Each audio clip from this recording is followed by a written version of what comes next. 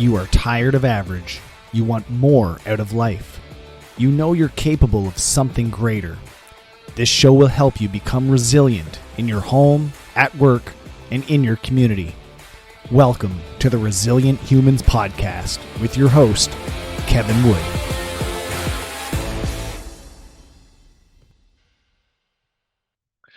Today's guest embodies discipline, curiosity, and coaching mastery. Jeremy Strawn is not only the owner of a 10-year CrossFit affiliate, which is Ralston Creek CrossFit, but he's also one of the very few CrossFit Level 4 coaches in the world and a Level 3 Enlifted Mindset Coach. His passion for personal growth shows up in everything that he does, from leading others in fitness and mindset to completing 75 hard, not once, but 6 times, and currently working his way through the full Live Hard program. He's also a man of adventure, having spent 18 days rafting through the Grand Canyon and never one to shy away from a good conspiracy theory conversation. Underneath the physical toughness and mental grit is a devoted parent who often reflects on how habits, routine, and repetition can shape our bodies, our minds, and our families. Jeremy, welcome to the show. Thank you, Kevin. It's great to have you here. And as one CrossFit owner to another, I just have to ask, what's your CrossFit origin story? I want to hear about how this came to be. So living in Ohio, I used to cycle quite a bit and started doing triathlons and finding different things that would challenge me. And I got invited by an old high school buddy to go to a CrossFit gym for one of their Bring a Friend days. And I thought, well, I train all the time. This is going to be cake, no big deal. And I'll never forget, it was a 25-minute AMRAP, box jumps, wall balls, and burpees. And at the end, thought I was going to go puke. And I was like, where's this been my entire life? After that class, decided to jump in, even though the price at the time to me seemed steep. I jumped in, started really get into the community. About a year in, the coach asked me if I would be interested in coaching. And so I got set up the old Rogue Fitness warehouse, did my level 1 there. And that's began this whole journey of jumping into CrossFit head on. So it sounds very similar to mine, where it was one of the hardest workouts I'd ever done. I'd done the Filthy 50s as my first workout. Nice. And it just kicked my butt so hard that I was like, I need to keep doing this. Yeah. Why do you think there's some people that are attracted to that and that really turns other people off? What's the difference? That switch. Yeah, I think so for some people, people need the challenge. For myself, I can only speak for myself and maybe for some of the people I've talked to in the gym about this, but that pushing themselves past where they currently are. Kevin, going through the Enlifted process, that for me, it was the imposter syndrome started me in all of this, thinking that I needed to push myself or prove something to myself that I'm a certain type of person. I think that can be where it originates. And then as you go through and you continue to prove and prove and prove and improve, then you realize that you are that person. For other people, I think that being turned away by something like this has more to do with their mindset, as well as I'd say almost the same thing, the imposter syndrome. But they don't want to face that or prove it, if that makes sense. Yeah, it's true. I had a lead message me this morning that the excuses that were coming through before even walking through the door was overwhelming. Like, I'm out of shape. I'm too old. I think I'll be embarrassed. You haven't even driven to our spot yet. You have no idea any of these things. They're just stories that you're telling yourself to yourself, and you're preventing yourself from making any progress whatsoever. So the imposter syndrome is definitely alive and well, and it is our job to make sure that it gets quelled, because it can definitely ruin lives, literally. For sure. And I think that there's a piece of hearing the terminology CrossFit, and the image that people have from it is from 2015, right? When the height of the games and all that, and people pushing themselves in bloody bars, and the way that things have changed since then. I mean, the CrossFit that I started in to the CrossFit that I currently own is two different things. The methodology is the same, and the way that we get people fit has not changed. But the way that we go about it and the way that um, we advertise it is very different The now. message, I the have messaging is different. the message is different, and which is good. We have 3-year-olds in here. My 3-year-old does CrossFit Kids, and we have 70-year-olds in here that are back squatting 225. And so it shows that it works across everyone. And I think that that's having that opportunity to bring people in. I can't tell you, I was literally just grabbing coffee this morning, and someone comes up and saw my shirt. Oh, CrossFit. Yeah, I'd love to do that, but I need to get fit first. And we hear that all the time. And I always use the analogy of, well, do you need to find Jesus before you go to church? Or like, Right. and it's kind of the same thing, right? So Yeah. yeah, it's interesting. You don't learn how to swim before you take swimming lessons. Right. Right. Blows my mind every time. Mm. Every time. So you've done 75 hard a few times now. I think most of our listeners know what that is. What keeps drawing you back to it every time you do it? Yeah, it's funny. My friends will be like, "Why are you doing 75 hard?" So I just started on day 25 back into it, and last night after doing Murph, then and coaching and running the gym, and then the post workout get together. Then I go out last night and throw my vest on and go for a ruck. And they ask, why do you do this to yourself? It's summer. We should be enjoying ourselves. And that to me is enjoying myself. There's Mm, something about going out on that 45 minutes and not necessarily at this point proving anything to myself anymore. It's that alone time that I get. One, being a father and a husband and a gym owner. It's having a moment alone by myself just for my thoughts and some time with my dog. So it affords me that time. It forces me to do that where it'd be real easy for me to, oh, I'll do it tomorrow. But this makes me do that. Same thing with sitting down and reading 10 pages. As a dad, it is tough to find time to do that. And yet I have to do that every day. So it gives me that.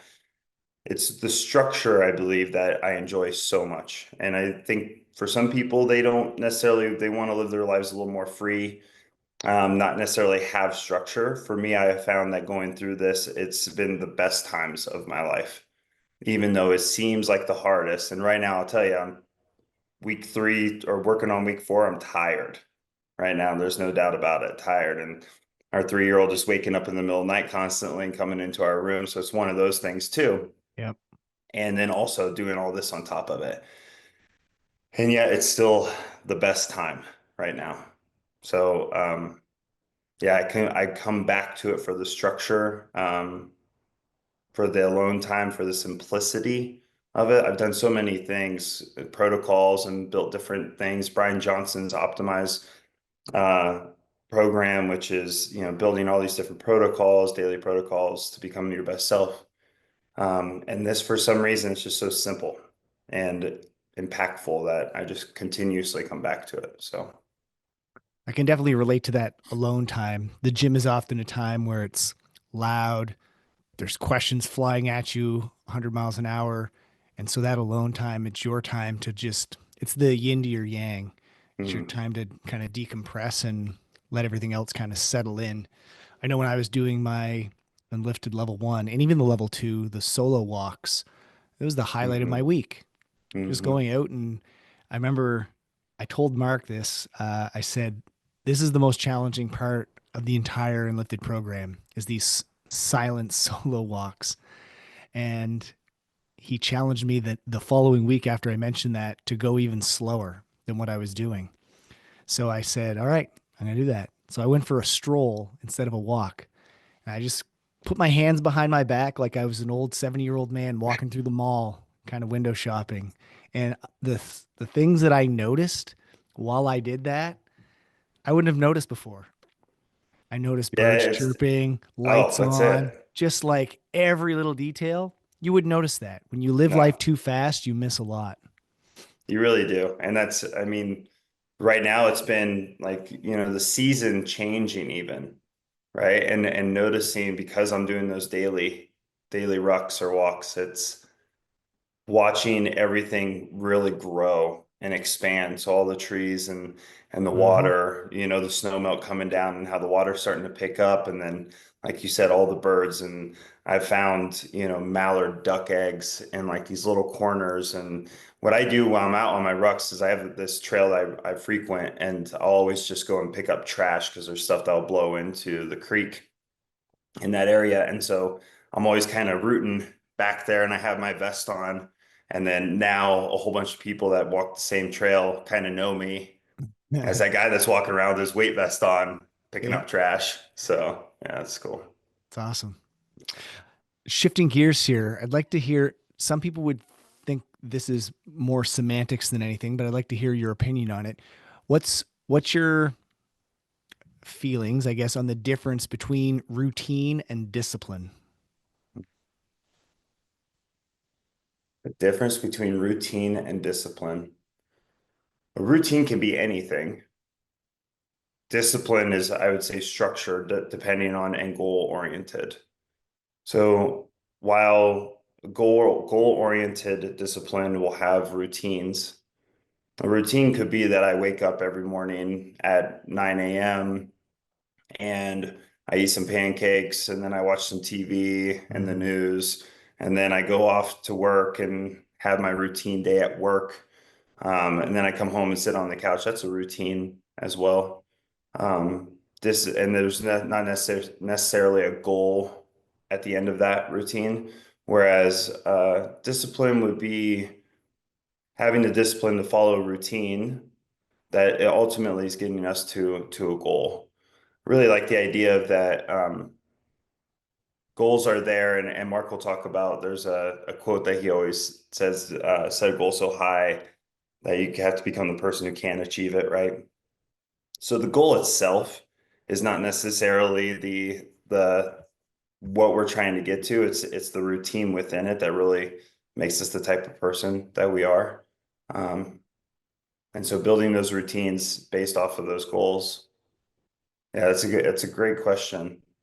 Because I always think of routines as being this very, my mind is structure and Right. doing these certain things. And in the past few years, it's been adding and adding and adding things into the routine that will quote unquote optimize my life. Um, More recently, it's been taking things away. So I've noticed that I've decided instead, or I found happiness in actually removing more things. And this is why usually I'll come back to that 75 hard as being kind of the foundation. Mm. And then what else goes into that? It's the meditation I enjoy, or manifestation for 10 minutes, journaling, those things, four stepping, having that in there, um, but not trying to add all the other stuff, which I can get addicted to, just like anything else, is having, a list that is a mile long of things I need to complete. And as long as I complete those in that day, then I've succeeded and I am a cool person, or I'm a good person, or I'm moving towards my goal. What is the goal ultimately? And we have these small goals in life, right? I want my business to succeed. I want my daughter to grow up healthy and strong and happy. I want my marriage to be successful and loving.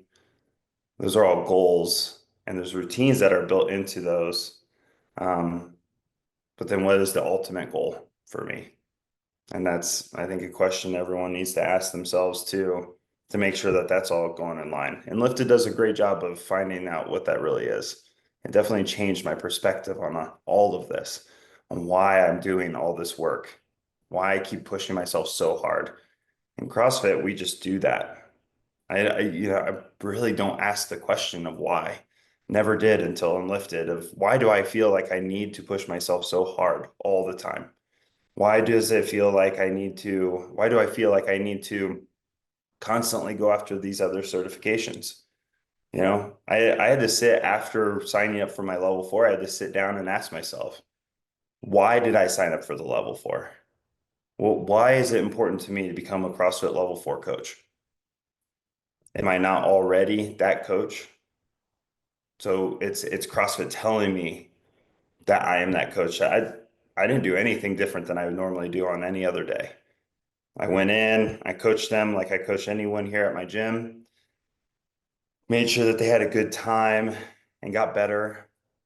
And that's how I succeeded in it. I was comfortable in that. But what was it that made me feel like I needed to have that L4 after my name? It's an interesting question I've been pondering the last year for sure. That makes me think as well. I don't want this to turn into a therapy session, but it's it's the same thing. At the gym, I have got like 26 certifications on the wall. I swear to God, it's one whole wall. And I just finished the CrossFit nutrition course 2 days ago. I only took it because it was free when I signed up for the community cup. So it's not like I was searching it out. Like it was given to me. So I was like, all right, I'm gonna do it. So but yeah, it's what's the end goal. I like thinking about stuff like that. And one of the spots to give yourself the opportunity to think about those types of questions is going on a slow solo walk where there's no other distractions around you. So with that in mind, what's your advice or recommendations for people listening to help develop the discipline, and then I guess in part some of those routines that help lead you towards those end goals? Well, I'd say first you need take out need a foundation in a routine foundation is going to help get you into a spot where you can even start to question what you're doing. Prior to doing 75 hard, the Enlifted program, prior to, going through the whole processes of becoming a CrossFit level 4 coach, I hadn't really asked those questions because I had not moved away from the imposter syndrome yet. So I do think that having some routine that's rooted in your values is important. 75 hard for me, like the process of 2 workouts a day is important. I love to move. I'm a moving meditator. I like to move while for my meditation. And so exercise and rucking specifically and cycling as well are 2 things that I love to do that give me that moment of processing time. Um, Drinking a gallon of water a day, staying hydrated, right? Simple stuff like that. Reading and improving and questioning, having the opportunity to take in information is important. That's not necessarily being pushed to you, but instead you're seeking out that information. I think most of the information we get today is information that is being pushed into us or programmed into us. Whereas we can seek out a book, sit and actually read and ponder without it being paced out for us.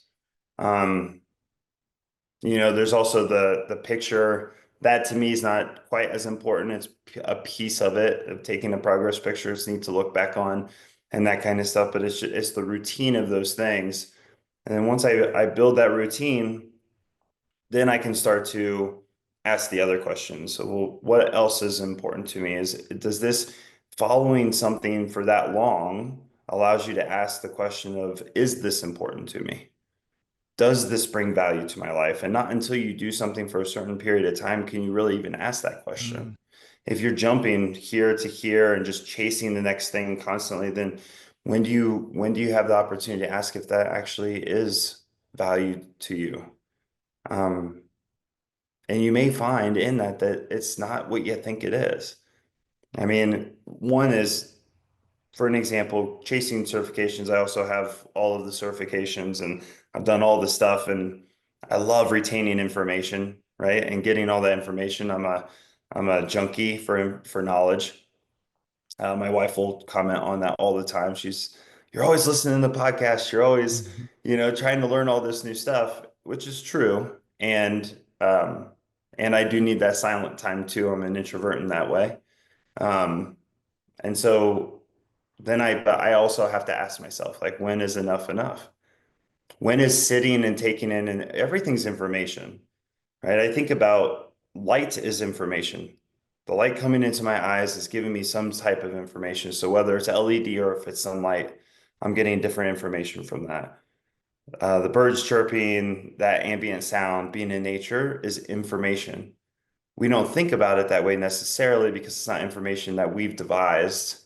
It's information that's coming from what I would say a higher form of information. Um, so thinking about that and taking that information into, and then what is what, and kind of dividing that up and making those decisions based off of that.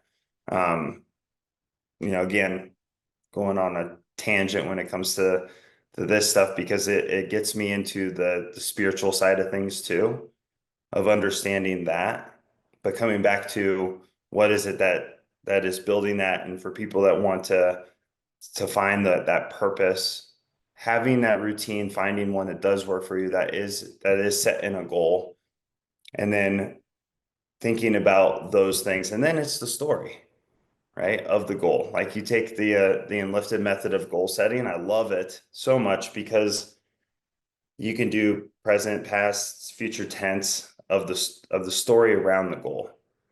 And not until we have that story can we actually believe in ourselves to obtain that goal, to reach that, to become that type of person. Hmm. It's a good question. I like it, Kevin.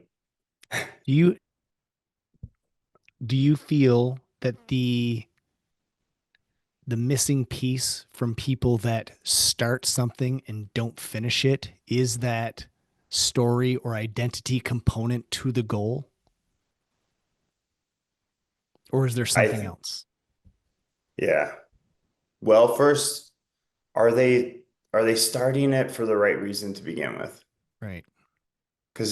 And that's part of the reason why I believe the stories, working the story prior to even starting it, Yeah. is so valuable. If you go through and you four step, and for those of you guys that don't know the four stepping process, you can check out Mark England's podcast. I know Kevin, you had him on too, and doing the four stepping process. But if you go through and you four step the story of you of the goal itself, of what it means to you, and you get to the end of that, and it's not hitting the right notes, then it's likely not the right goal. And then why start it? I think a lot of people, I know myself, I've started certain goals or even certifications, and I've gotten halfway through and realized that I didn't start it for the right reason. I started it because of the imposter syndrome, or someone else had done it. I'm like, well, then I should probably do that. Right. And hear the Yeah. words should probably, right? Should probably, pressure and soft language all in one. Um, so I did, going through and understanding the why behind it. You may find that some of this stuff, the reason why you don't accomplish it is because you're never meant to set out to do it. I think back, to all the things, all the decisions and the paths that my life has taken to lead me here, and all the other things I could have done. Especially right now. At one point in my life, I owned like 20 Bitcoin, right? And I that was way, way back. That was when it first came out. And I think to myself, like, man, if I had just held on to Bitcoin, where would my life be? Right? It's like silly stuff like that you think about and that leads you here. All the choices that you make, all the mistakes. Um, it's leading you somewhere. And it's important to remember that too, is that even if it's the goal that you set now and you don't obtain, there's likely a good reason why. And it's not necessarily because you suck, right? You suck at finishing what you start. That's not necessarily it. Maybe you're starting the things that you shouldn't be finishing. Love So that. learning That's a good those. quote. That's a really good quote. You should write that down. Okay. I will write that down. You're That's gonna have good. a transcript for this. We can get back to Yeah, that. yeah. Yeah, I think, man, I've definitely not finished more things than I have finished in my life, right? And that's taking those chances. And a lot of people would relate that to failure. They would Sure. say, I didn't finish it, therefore I'm a failure, versus I didn't finish this. What did I learn about myself? Hmm. It's just a simple shift. It's not easy to shift that, but it is simple. Hmm. And I think about the same thing. I actually had this conversation with somebody the other day, um, just about how every person on earth has their own life experiences and they've gained knowledge in a variety of different fields and concepts and ideas. We all have a story within us, and I'm in the process of writing a book because I have those experiences that I want to share with other people. Not everybody has read the exact same book list and taken all the courses and coached all the same people.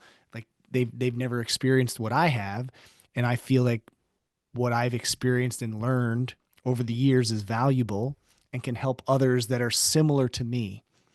And when I signed up for the Enlifted program, I didn't innately know this, but the story that I was telling myself was that I was just average and I was never going to amount to anything of value or be successful. And obviously, for stepping that and going through that story, I've been successful for most of my life.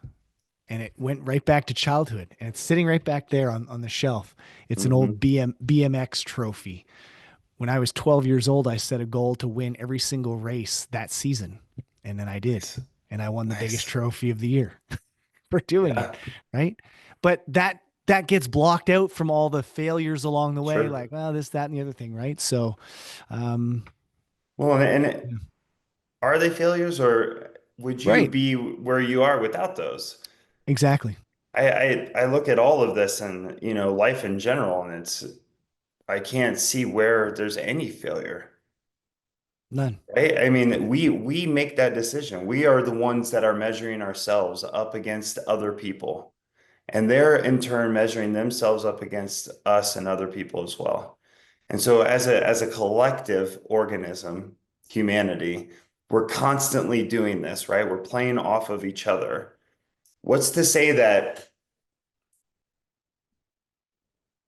creating anything or succeeding in anything is important at all? I think about this is way off topic, but like, what about like squirrels and birds and whatever they're doing? How do they measure success? Being dead or alive, basically. Right, right, right. And they procreate and they're and yet we look at them in awe because they are in harmony with everything else around them. And yet here we are constantly battling ourselves and our mindsets and each other and getting all the certifications to make sure that we're constantly leveling up. And what do we feel? How many of us truly feel harmony in our lives? I would say that's few and far between. Yeah. And yet, could it just be that simple switch of as we are completing successfully or unsuccessfully anything, we see it for what it really is, and we're living within that, right? Like you talk about like the Tao, and you get into all the Eastern religions and things like that, and the whole idea is living in harmony with the good and the bad. If we get into that and we look at all of our mistakes as being the things that have launched us to where we're going next, and understanding that even the things now that we think, oh, now I am successful because look at what I've created. I have this amazing community of people that see me as like the leader of the community, and they love coming here, and that's success. And I have a child and I have a marriage, and when am I going to be looking at in 10 years? I'm going to be in 10 years, I'm going to be looking back and saying, now I'm a success because I've completed this. And I went on a podcast with Kevin Wood and he wrote a book and it's sick, badass. And how do we measure all that? Right? Should we be measuring it at all?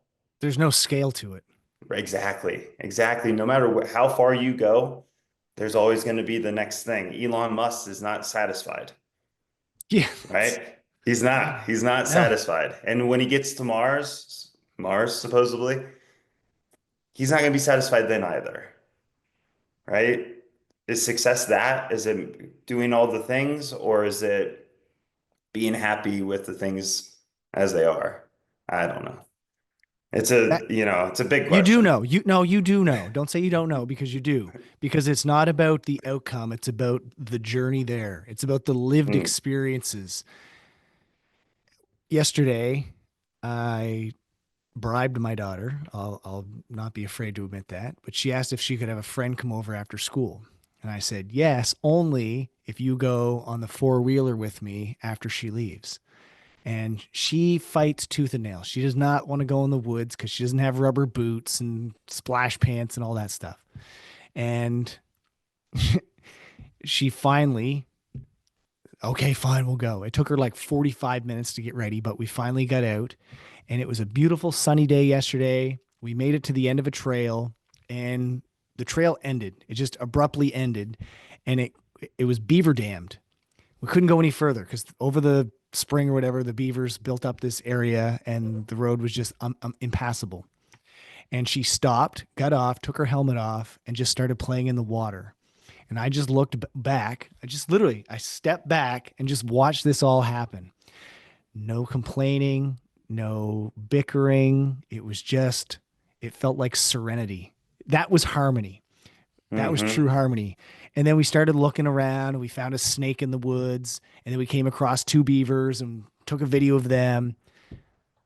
That's that's success to me. Yeah, I Kevin. didn't I And didn't win anything. There was no trophy. I didn't get a patch. There's no certificate on the wall because of that. But to hmm me that felt like success. and there's a part of me that would have felt like, man, I didn't make it down the entire trail. I wanted to go further, but yeah. Right, exactly, Yeah, right? yeah. Like we have that sense about us where it's, man, I didn't make it all the way around the loop. Well, it's funny I because didn't make it. as soon as we got there, I was looking for a go around to see if there was a way to get Of through. course. Yeah. Of course, even though the thing that is stopping you is like the real treasure of it, Yeah. right? The trip up or the whatever it might be, the thing that's slow, quote unquote, slowing you down from retain like making that goal is that's the real treasure. It's yeah, it's a great analogy, a great story. I I can love think of a that. few other moments in my life where that's also true.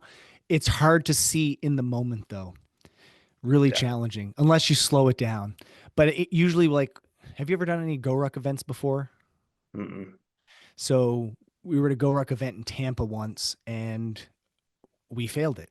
My wife and I, well, I couldn't finish it. My knee acted up and I was popping pills like crazy and I couldn't complete the next event. And it was supposed to be a 3 event weekend. So I just completed the first one, had to sit out, and then I was so hopped up on drugs, I ended up going back for the third event. But I wanted to complete all three.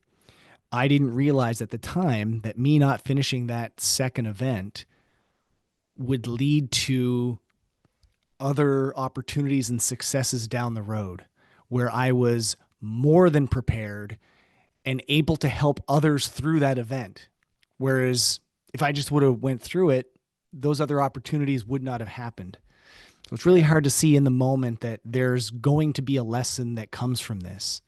You just have to be curious enough to see it. absolutely. So have you And had any moments who in your puts, life where you've been curious and found those lessons later? oh yeah. Oh yeah. The lessons later. So I used to be a surf bum.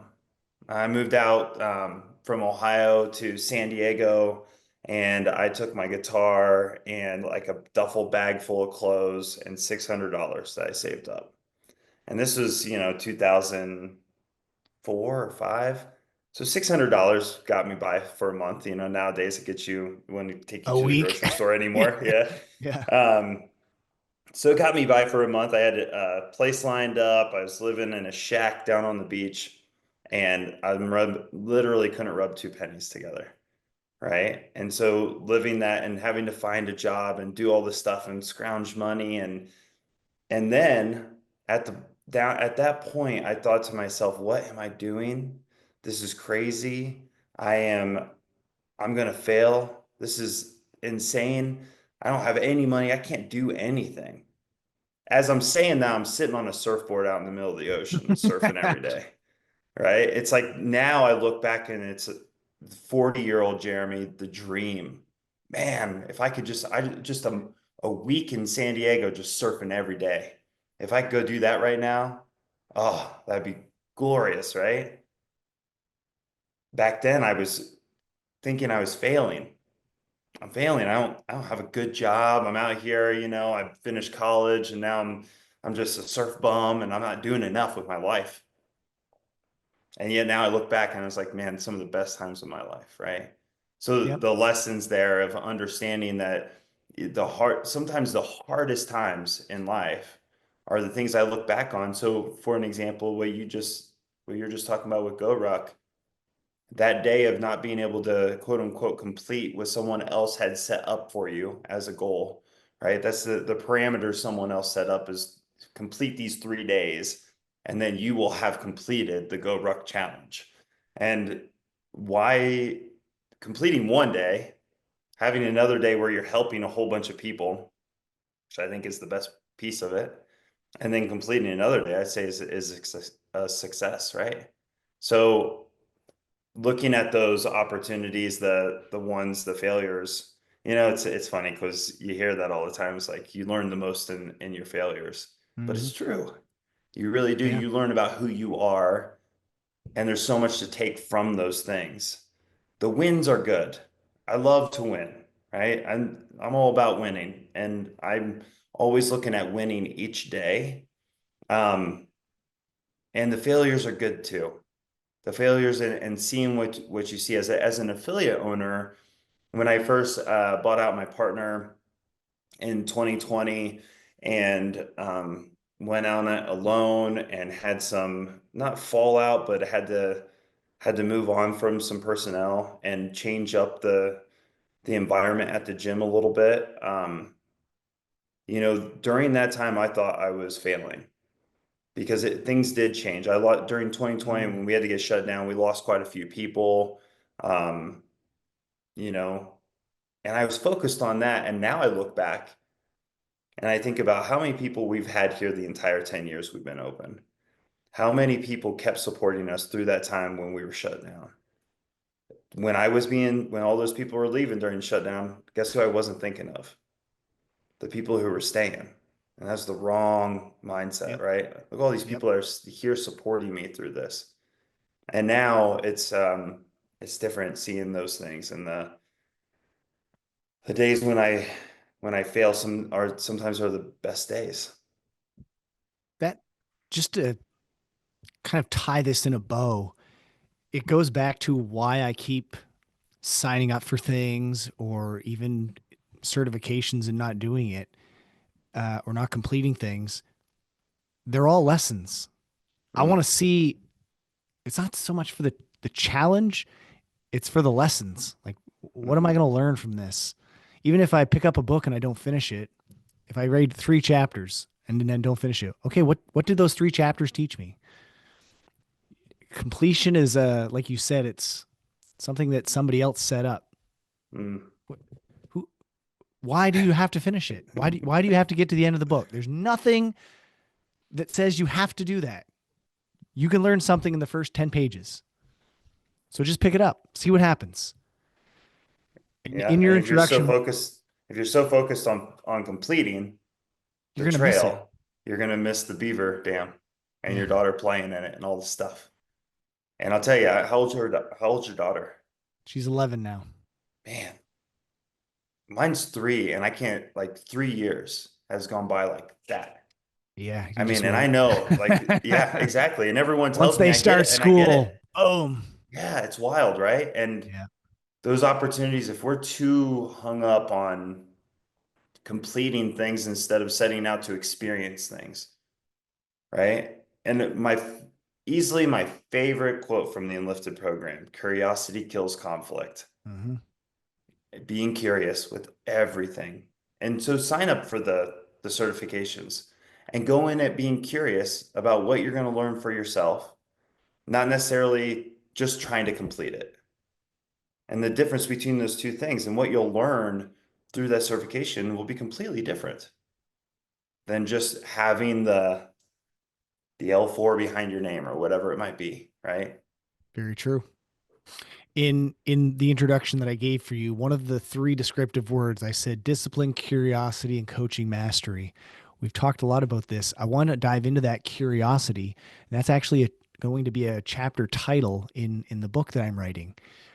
What is so important about being curious in your life, both personally and professionally? Yeah. For me personally, being curious is being free. I find freedom in curiosity when So I I want am you not, to go define ahead. free. What does free mean for you? Mm. Free for me, the sense of freedom. Oh, Good that's a breath. tough one. Yeah. I notice it. Yeah, free for me is breaking down the constructs and curiosity in particular is breaking down the constructs of the story that I have around basically my reality. So what I mean by that is throughout life, I've been a certain type of person. I've grown up a certain way. I've had a certain type of family. Through those things, I've created this construct of what the world is. And now that's my lens. Freedom is opening that lens. So it'd be um, only being able to see uh, the colors that we can see, and then there's the spectrum of light that we cannot see. Freedom would being able to see all of that light, and it's the same in our mindset when we look at a problem, and what I know dictates what that problem is to me. Being curious and being able to look at it through a different lens or multiple lenses now opens up the freedom to make different choices. That's to me freedom. It's freedom is I mean we can get into the conspiracy stuff too. Ultimately, we decide that. It's even like the government stuff and we're all part of that what's going on right now. You have the choice. You signed up for this. People don't realize that you sign up to be a part of this system and then you play in it every day. And so you've made the choice. And if you get a little curious about what your social security number means and your birth certificate and all those things, you may find that you don't actually have to be a part of the system that you complain about all the time, or at least I did. Um, so that's freedom. You find freedom within being curious and breaking out of that construct, right? Um, You're pretty much describing the Matrix. Well, and that's what we are living in. We are Right. absolutely, and listen, we can get into if this is if our reality is real or if it's like in the Matrix, but we can look at things of even if this is actually real, what we're living in. Even the way that the system is set up, um, you're property of the state because you signed up to be property of the state. Because they gave you not freedom, but they gave you uh uh what's the word I want to use?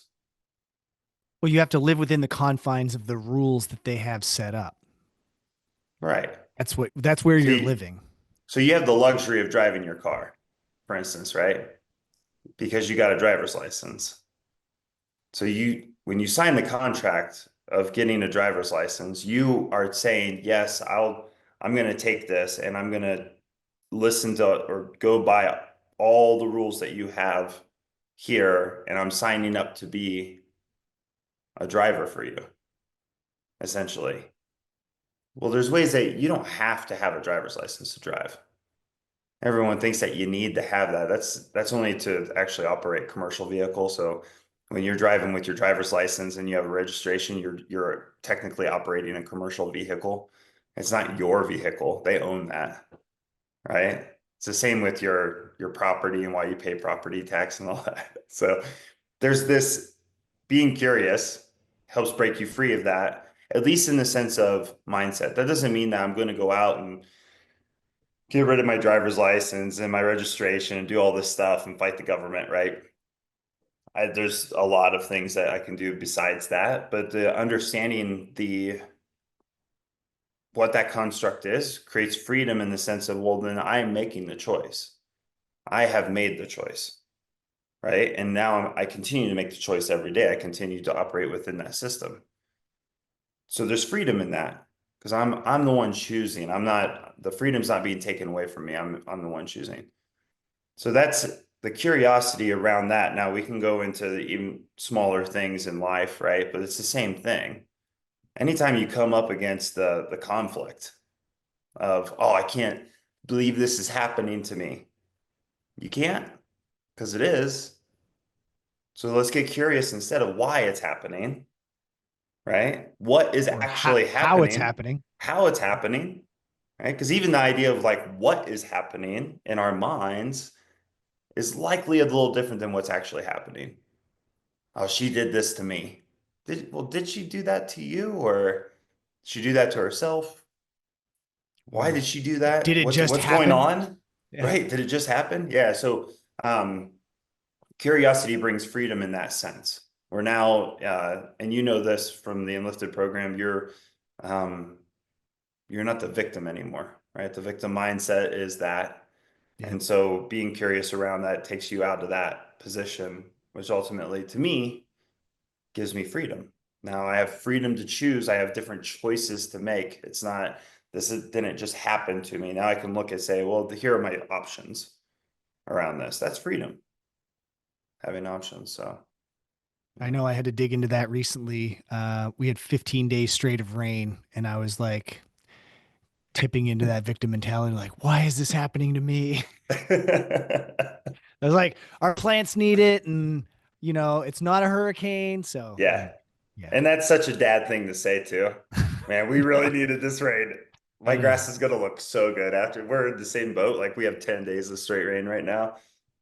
I love it. I'm like, oh, my grass is gonna look so good. Turned off my sprinkler system, you know. Well, the crows ate our lawn because they were filled with grubs, so I had to reseed it. So it's actually good. I'm okay with it now. There So you go. yeah, Yeah. it's So about why did perspective. you're saying why did this happen to me? Now I I am know. so lucky. Yeah, it was for all good.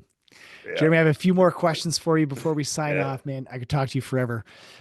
If your child only remembered one lesson from you, what would you hope that that lesson is? Right now, and I'm sure this is going to change. Right now, I would want her to learn forgiveness. I think that's one of my top virtues is forgiveness. My ability, and it has been for a really, really long time, is to be able to forgive and move into the next thing. I think curiosity is a piece of that where Yeah. it's easy to forgive someone when you're more curious and not taking it personally. The four agreements is don't take anything personally is one of those agreements. And Yep. I've always really resonated with that. Forgiveness though is, you know, forgive, move to the next thing, right? Is important. So um, that I The want to quicker make you sure to forgive, instill to the her. easier life will be. Yeah. I Yeah. Don't guarantee hold you. on to it. Oh, for sure. Yeah. Yep. Uh, I'd also love to hear. This is obviously the Resilient Humans podcast. I'd love to hear what your definition of resiliency is in your own words. Hmm. I mean, you can throw out all the key words, grit and I've heard it fortitude all. and all the stuff, right? Um,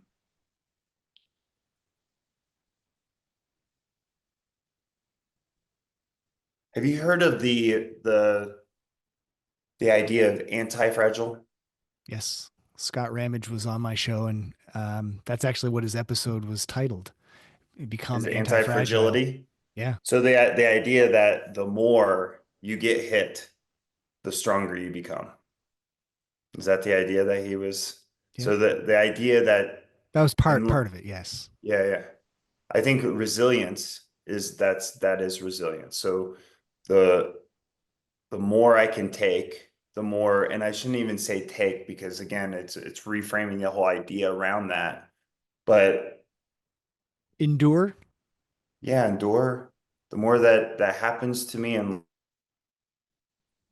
because I don't want to say that what is happening is good or bad, Mm, but the more it's that just happens, happening. and I take that, right, and I'm resilient with that, is the stronger, the better, the more I power up. We used to watch. Did you ever watch Dragon Ball Z? Or am I really aging myself?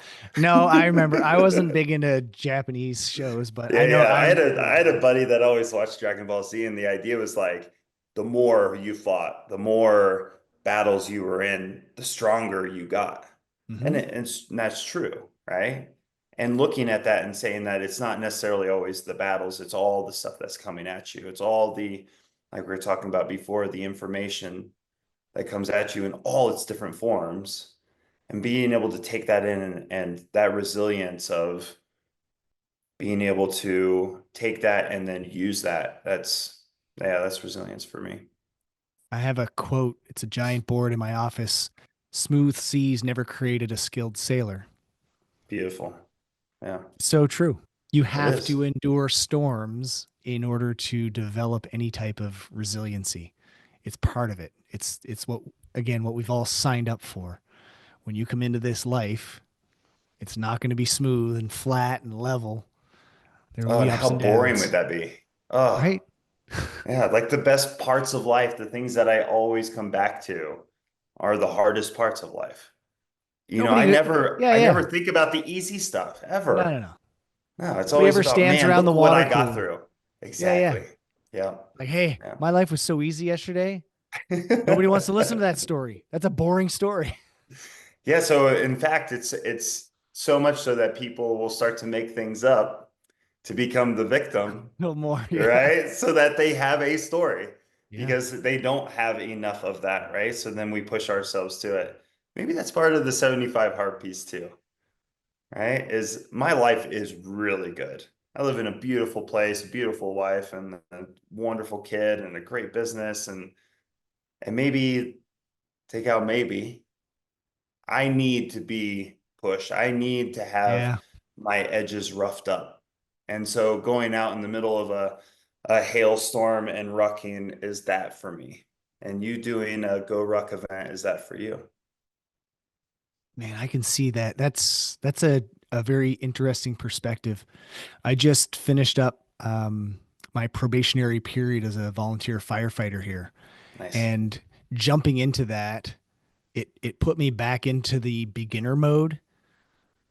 It's all new, like it's all fresh and scary and filled with a lot of what ifs. But man, I learned so much along the way. Uh, I'm looking forward to putting it to use. But I feel like that that may have been, and I use that on purpose because I'm not sure.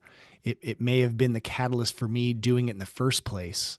Was you know the gym was going well, and my daughter can feed herself now. Like we don't have to really do much. She's not as dependent upon us.